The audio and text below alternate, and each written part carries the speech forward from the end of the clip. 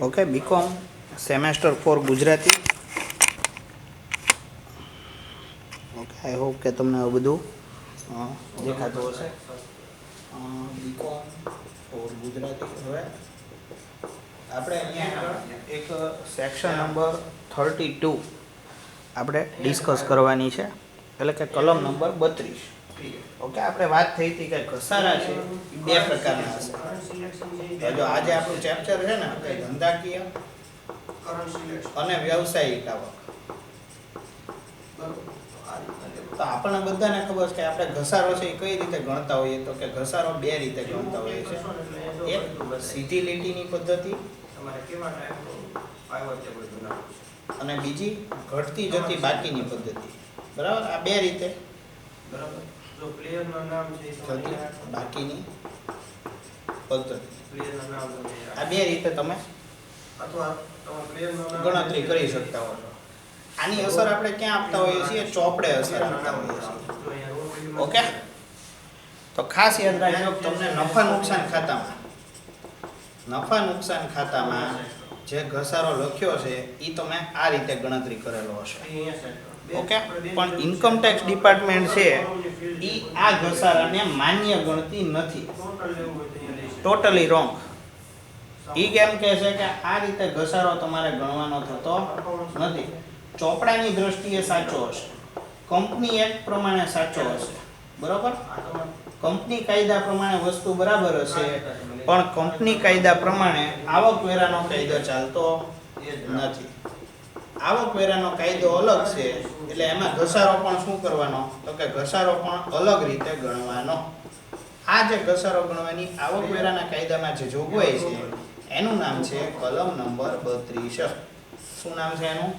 કલમ નંબર 32. આ શું થયું? તો કે આ એક લીગલ બેકગ્રાઉન્ડ થયું કે જે તમને ખબર પડી જાય કે અહીંયા આગળ આ જે ઘસારો છે એ કેવો ઘસારો છે. તો કે આ ઘસારો એવો ઘસારો છે કે જે તમે ચોપડે ગણેલો છે. કેવો ઘસારો છે? ઓકે, અને આ બીજો ઘસારો છે શું છે? તો કે આવકવેરાના કાયદા મુજબનો ઘસારો છે, ધેટ ઇઝ કલમ નંબર 32 મુજબનો. ઓકે, તો ખાસ યાદ રાખજો કે જે ચોપડે ઘસારો હશે એ કેવો ગણવામાં આવશે? અમાન્ય. એટલે કે નફામાં શું કરવામાં આવે છે? કે નફામાં પ્લસ કરવામાં આવે. ખાસ યાદ રાખજો. છેલ્લે તમને મેં આગળ કીધી એવી કોઈ વસ્તુ ન સમજાતી હોય તમારે સિમ્પલ એટલું જ યાદ રાખવાનું, નફા નુકસાન ખાતામાં હું અહીંયા લખી નાખું, નન્નું ખાતામાં ચોપડે આપેલો જે ઘસારો છે એ હંમેશા કેવો હોય? અમાન્ય હોય. એટલે કે નફામાં પ્લસ થશે, ઉમેરવામાં આવશે. અને કલમ નંબર 32 મુજબ અથવા તો એવો શબ્દ વાપરવામાં આવે કે માન્ય ઘસારો. આ પ્રકારનો ઘસારો મોટા ભાગે તમને હવાલામાં જોવા મળશે. તો આ જે માન્ય ઘસારો છે એ તમારે નફામાંથી શું કરવો પડે? માઇનસ કરવાનો. ઓકે, એટલે તમારે ખાલી એટલું જ યાદ રાખવાનું કે જ્યારે ચોપડે ઘસારો આપેલો હોય નન્નું ખાતામાં ઉધાર બાજુ જે ઘસારો હોય એ પ્લસ કરી દેવાનો છે. અને કલમ નંબર 32 મુજબ જે હવાલામાંથી જે ઘસારો આપેલો છે એ તમારે શું કરી નાખવાનો? માઇનસ કરી નાખવાનો. આટલી વસ્તુઓ તમારે ધ્યાનમાં રાખવાની છે. આ થઈ તમારી દાખલામાં આવતી એની ઇફેક્ટ. ઓકે, આપણે એની દાખલાની રીતે ઇફેક્ટ જોઈ લીધી. હવે શું છે? તો કે કલમ નંબર 32 ને થોડું થિયરીના પોઈન્ટ ઓફ વ્યૂથી પણ મહત્વ આપવામાં આવે છે એક્ઝામમાં. ઓકે, એક્ઝામમાં ઘણીવાર એવું બનતું હોય છે કે કલમ નંબર 32 ઉપર સીધું જ તમને પૂછી લેવામાં આવે કે ટૂંક નોંધ લખો કલમ નંબર 32. ઓકે, તો એના પોઈન્ટ ઓફ વ્યૂથી તમને થોડીક માહિતી છે એ હોવી જોઈએ. પહેલાં તો એમાં અમુક ટર્મિનોલોજી અથવા અમુક શબ્દો છે એ પણ તમને ખ્યાલ આવવો જોઈએ. જો ઘસારો છે એ કલમ નંબર 32 મુજબ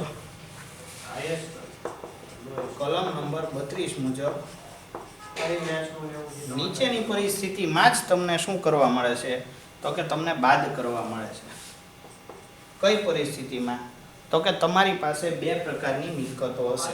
એક છે એ દ્રશ્ય મિલકત હશે અને બીજી છે એ કઈ રીતે હશે? અદ્રશ્ય મિલકત. આ બંને મિલકત ઉપર કલમ 32 એમ કહે છે કે તમે તમારે ગણો ઘસારો.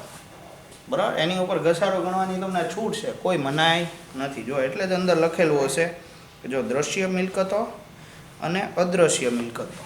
હવે અદ્રશ્ય મિલકત માટે ઘસારાનો દર નક્કી છે 25%. કેટલો દર નક્કી છે? 25%. જ્યારે દ્રશ્ય મિલકતમાં અલગ અલગ વસ્તુ પ્રમાણે અલગ અલગ કરવેરાનો દર છે, જેમાં તમારે વિગતે બહુ વાંધો નહીં આવે, તમારે બહુ પડવું નહીં પડે એમાં, બરાબર, લખતી વખતે. પણ અદ્રશ્યમાં તમે કહી શકો 25% ઘસારો. ઓકે, અદ્રશ્ય મિલકતમાં શું શું આવીએ કે આપણને બધાને ખબર છે કે ટ્રેડમાર્ક, પછી તો કે કોપીરાઇટ, ઓકે, તો આવી બધી જે વસ્તુઓ છે, પેટર્ન્સ છે, ઓકે, આવી બધી વસ્તુઓ છે એની ઉપર તમને 25% લેખે ઘસારો છે એ મળતો હોય છે. ઓકે, તમારો પ્રશ્ન એમ થાય કે સર કલમ નંબર 32 મુજબનો ઘસારાની રકમ વધારે આવે કે ચોપડે આપણે જે ગણતા હોય એને? તો કલમ 32 મુજબ ઘસારાની રકમ ઘણીવાર વધારે હોય. ઘણીવાર એમ કહું છું, 80% કેસમાં અથવા હું એમ કહું 90% કેસમાં કલમ નંબર 32 નો ઘસારો કેવો હોય? વધારે હોય. કેમ? સરકાર ઈચ્છે છે કે તમે ટાઈમે તમારી ઉત્પાદનની મશીનરી છે એમાં અપગ્રેડ કરો. શું ઈચ્છે છે? અપગ્રેડ કરો એટલે તમને દર વર્ષે તમને વધારે ઘસારો છે અમે બાદ આપશું અને તમને ફાયદો આપશું. એક રીતે ફાયદાકારક છે. કલમ નંબર 32 છે એકચ્યુઅલી કેવી છે? ધંધા માટે ખૂબ જ ફાયદાકારક છે. કેમ? તો કે એમાંથી સારી એવી રકમનો ઘસારો છે એ બાદ કરી શકાય છે. ઘસારો છે એ સારી એવી રકમનો શું કરી શકાય છે? બાદ કરી શકાય છે. અને તમારો કરવેરો છે એ શું થતો હોય છે? બચાવી શકાતો હોય છે. ઓકે, એટલે એને કોઈ નેગેટિવ પોઈન્ટ ઓફ વ્યૂ થી જોવાની જરૂર નથી. ઓકે, એટલે એક વસ્તુ આ થઈ. પછી આપણે આગળ વધો તો તમને એક શબ્દ અંદર આગળના પેજ ઉપર આપેલો છે. જુઓ શું આપેલું છે? મિલકતોનો સમૂહ. આવી રીતે ઘણીવાર 2 માર્કનો જે ક્વેશ્ચન હોય ને એમાં સમજાવો એમ કરીને મિલકતોનો સમૂહ એમ પૂછી નાખે. મિલકતોનો સમૂહ એટલે બીજું કાંઈ નહીં, અલગ અલગ જે મિલકતો હોય તો એક સરખા પર્સન્ટેજ ઇમ્પ્લિમેન્ટ થતા હોય. સપોઝ હું તમને એમ કહું કે મશીનરી છે તમારી પાસે A, B, C, D અને E એમ કરીને ટોટલ તમારી પાસે 5 મશીન છે.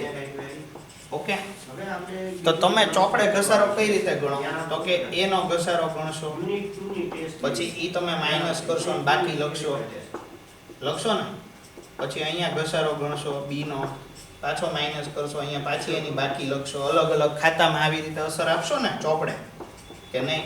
ચોપડે આપણે આ રીતે જ અસર આપતા હોય બાકી. ઓકે, પણ ઇન્કમ ટેક્સ વિભાગ છે એ આ 5 વસ્તુઓને અલગ અલગ ગણતું નથી. એ હું સમજે છે? આ 5 મશીનને એક જ સમજે છે. સપોઝ આ 5 મશીનનો ઘસારાનો દર જો 15% હોય, બરોબર, તો ઇન્કમ ટેક્સ ડિપાર્ટમેન્ટ એમ કહે છે કે આ 5ની જે પણ પડતર કિંમત છે એ 5નો ટોટલ કરો ને એ ટોટલમાંથી સીધા જ 15% છે એ શું કરી નાખો? માઇનસ કરી નાખો. પછી તમે બાકી ગોતો. ઓકે, તો જે વેલ્યુ આ બાકી લખેલી હશે એ માત્ર એક મશીનની નહીં હોય, 5 મશીનની હશે. ઓકે, ખ્યાલ આવી ગયો તમને? તો આ 5 મશીન જે ભેગું થયું એને શું કહેવાય? મિલકતોનો સમૂહ. શું કહેવાય? મિલકતોનો સમૂહ. ઓકે, ખ્યાલ આવી ગયો કે જેને એક જ સરખા પર્સન્ટેજથી ઘસારો ગણવામાં આવતો હોય. ઓકે, બીજો એક પ્રશ્ન તમને એ થવો જોઈએ સર આ પર્સન્ટેજ છે એ કઈ રીતે ગણવાના? તો હંમેશા આ પદ્ધતિથી ગણવામાં આવશે, ઘટતી જતી બાકીની પદ્ધતિ. ઓકે, આ એક આપણે ખાસ યાદ રાખશું કે જ્યારે ઘસારો ગણીએ છીએ ત્યારે 15% સપોઝ ગણતા હો તો ઘટતી જતી બાકીની પદ્ધતિથી દાખલો ગણવામાં આવે છે. ઓકે, જનરલી આના દાખલા છે તમને કંઈ પૂછાતા નથી, પણ આપણે આજે ગણતરી કરીએ થિયરી પોઈન્ટ ઓફ વ્યૂથી તમને સમજ શક્તિ તમારી વિકસે, થોડોક તમને આઈડિયા આવે તો તમે આને થિયરીમાં લખી શકો. બરાબર? એ એક પોઈન્ટને પણ તમારે શું કરવો પડે એમ છે? ધ્યાનમાં લેવો પડે એમ છે. ઓકે, પછી તમે આગળ વધો તો અહીંયા આગળ તમારે બીજી એક બાબત આવે છે મિલકતોની મૂળ પડતર. શું આવે છે પોઈન્ટ? એના પછીનો એક પોઈન્ટ છે મિલકતોની મૂળ પડતર. હવે આપણને બધાને ખબર છે કે મૂળ પડતરમાં શું હોય કે બાકી હોય પહેલા તો, અથવા તો ખરીદ કિંમત. શું હોય? ખરીદ કિંમત હોય તો એમાં અમુક વસ્તુઓ પ્લસ થતી હોય, જેમ કે તો કે મશીનરી ગોઠવવાનો ખર્ચ આપણે શું કરીએ ઉમેરી દેતા હોય. ખબર આપણે એકાઉન્ટ લખતા ત્યારે આપણને કહેતા કે 1 લાખ રૂપિયાનું મશીન ખરીદ્યું અને એને ગોઠવવાનો ખર્ચ 10,000 થયો, તો આપણે અહીંયા ખરીદ કિંમતમાં 1 લાખ રૂપિયા પણ લખતા અને એને ગોઠવવાનો ખર્ચ 10,000 થયો હોય તો આપણે મશીનની કિંમત કેટલી લખી હોય? તો કે મશીનની કિંમત લખતા આપણે 1,10,000 રૂપિયા. તો સેમ પ્રોસેસ છે એ કલમ નંબર 32 માં ફોલો કરવાની છે. કલમ નંબર 32 માં શું કરવાની છે? આ જ સિસ્ટમ છે એ ફોલો કરવાની છે, એમ ઈ કહેવા માંગે. બીજું કાંઈ નહીં, એમાં નવીનતા કાંઈ નથી. તમે એને રિલેટેડ જે પણ ખર્ચા છે એ તમારે પ્લસ કરવાના છે, એમ કહેવાનું. ઓકે. પછી એક WDV કરીને શબ્દ છે, એટલે કે ઘટતી જતી બાકી. શું લખેલું છે? રિટર્ન ડાઉન વેલ્યુ, ઘટતી જતી બાકી. ત્રીજો પોઈન્ટ છે, જુઓ.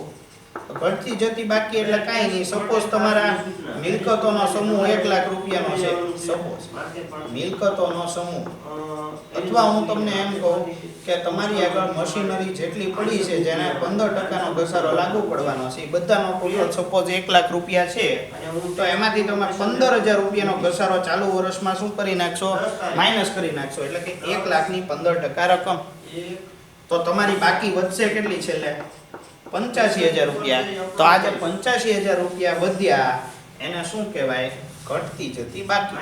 બીજું કાંઈ તમને ખબર જ છે એ વસ્તુ, પણ એને શબ્દોમાં તમારે શું કરવાનું છે? ડિસ્ક્રાઇબ કરવાનું છે. ઓકે. પછી તો કે બીજી એક વસ્તુ તમને ધ્યાનમાં દોરવાની એ એક બાબત એ છે કે તમે જે ઘસારો ગણો છો, સમજો ખાસ, તમે જે ઘસારો ગણો છો ઈ ઘસારાના પર્સન્ટેજ, ઘસારાના પર્સન્ટેજ અથવા ટકાવારી અડધી થઈ જશે. અડધી થઈ જશે. ક્યારે? તો કે આનો જે આપણે ઘસારો જનરલી ચોપડે ગણતા હોય કઈ રીતે ગણતા હોઈએ? ચોપડે જે ઘસારો ગણતા હોઈએ, બરાબર?